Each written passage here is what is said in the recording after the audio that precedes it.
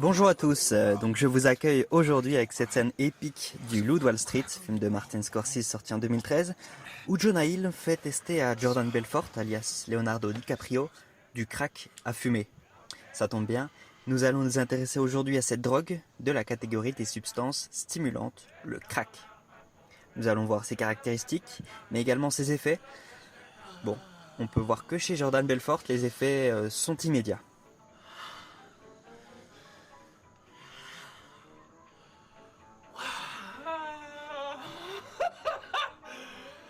Wow.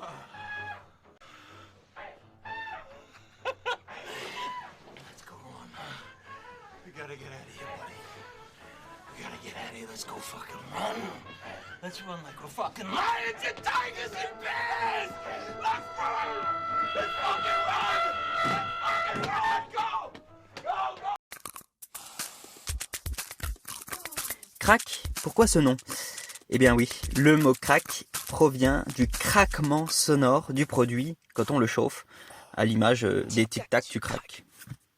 Alors qu'est-ce que le crack? C'est une sorte de caillou obtenu en diluant du chlorhydrate de cocaïne dans de l'eau et en y ajoutant deux méthodes, soit du bicarbonate de soude, soit de l'ammoniac. Alors, le bicarbonate de soude, qu'est-ce que c'est? C'est de la poudre de perlimpinpin. Non, c'est pas ça.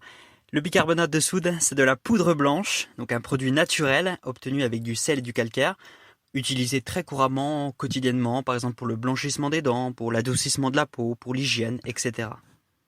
Et l'ammoniac, en revanche, est très toxique. Il ne faut pas confondre l'ammoniac avec un C, qui est une forme gazeuse, qui est souvent dans notre corps, éliminée par les urines, ou qu'on peut trouver également dans la nature pour la décomposition des bactéries.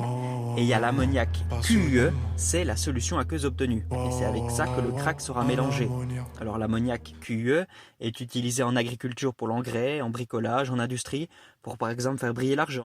Donc on obtient ce crack avec du bicarbonate de soude ou de l'ammoniac. C'est donc un dérivé de la cocaïne qu'on appelle aussi la drogue du pauvre. Les cristaux obtenus sont enfin de couleur noire, blanche, grise ou rose pâle. On les consomme de trois manières, soit en les fumant, comme les joints, soit en les sniffant par le nez, ou en les inhalant, alors avec des pipes à crack ou des pipes à eau style bang. C'est une drogue très addictive et très nocive, donc sa durée pour monter au cerveau est très rapide, 5 à 10 secondes. Et la redescente est aussi rapide, car les effets de cette drogue ne durent que 5 à 10 minutes. Les effets de ce crack sont multiples, c'est une drogue stimulante avec différentes sensations, de plaisir intense, de sentiment de toute puissance, l'aisance pour communiquer, stimulant également du désir sexuel, comme Jordan Belfort dans Le Loup de Wall Street, mais également une indifférence à la fatigue ou aux douleurs. Petit champ lexical du crack maintenant pour être, si je peux me permettre, un crack en la matière. Alors l'endroit où l'on fume, c'est le canyon. La personne dépendante, c'est le crackman. On parle également de crackers, crackhead, pipers ou pookie.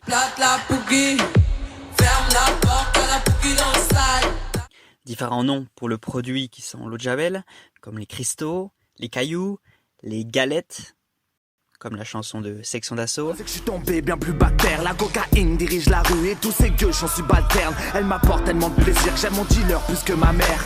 Et à côté de mon crack, une jolie femme n'est que de la merde. Dans mon crâne j'ai une galette, certains tox veulent ma tête.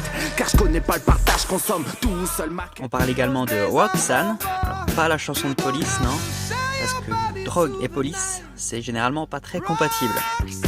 Et l'on appelle freebase la pratique dérivée du crack, qui signifie base libre en français, où l'on chauffe le produit pour l'inhaler. Les substances gagnent ainsi le sang directement à travers les muqueuses pulmonaires. Mais pour Serge Gainsbourg, c'est à proscrire. Le magique mushroom, n'essayez surtout pas le freebase, car c'est lui qui vous baise. Popularisé dans l'ouest des États-Unis dans les années 80, le crack s'est très vite répandu, notamment en Europe. En France, au nord de Paris, près de la porte de la Chapelle, il y a la colline du crack. C'est un terrain vague immense, abandonné, où des centaines de crackers viennent s'approvisionner en crack plusieurs fois par jour. Alors, comme toutes les drogues, les effets dépendent de l'individu, de la substance, quantité et qualité, mais aussi du contexte. Mais si on devait résumer pour ce crack les principaux risques, ils sont d'ordre psychique, avec les troubles cognitifs, les pertes de mémoire, les pertes de capacité, les sauts d'humeur. Comme les effets redescendent très vite, des risques de dépression et de forte dépendance. Des risques physiologiques aussi, comme l'augmentation de la température, l'accélération du rythme cardiaque, les risques d'AVC et des douleurs au thorax. Alors merci d'avoir regardé cette vidéo, à bientôt sur Drogtissimo, l'encyclopédie des drogues, pour en savoir plus et surtout ne pas y toucher. Fils je me drogue pas, non maman je me drogue pas. J'essaie de marcher droit, y'a que le dealer fait des croche-pattes. Cauchemar, sur le boulevard Haussmann, y'a que les clochards et le cul de Beyoncé qui se troquent.